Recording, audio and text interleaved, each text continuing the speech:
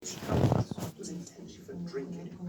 The long history of the town of Grasse led it to become the town of perfumes, with a flourishing production of floral and fruit essences that were so dear to the beautiful but ill-fated Queen Marie Antoinette.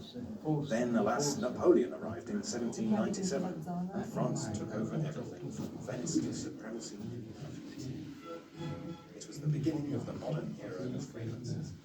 Gradually, the great international and Italian designer names were established, along with the thousands of perfumes that today measure our noses, offering a relief from modernity's olfactory insults. However, in all these myriad fragrances, whether ancient, modern, classical, or futuristic, there will always be some age-old molecule pertaining to the great Venetian history of perfume. Because Venice was, is, and always will be the city where one breathes the scent of beauty, refinement, and elegance.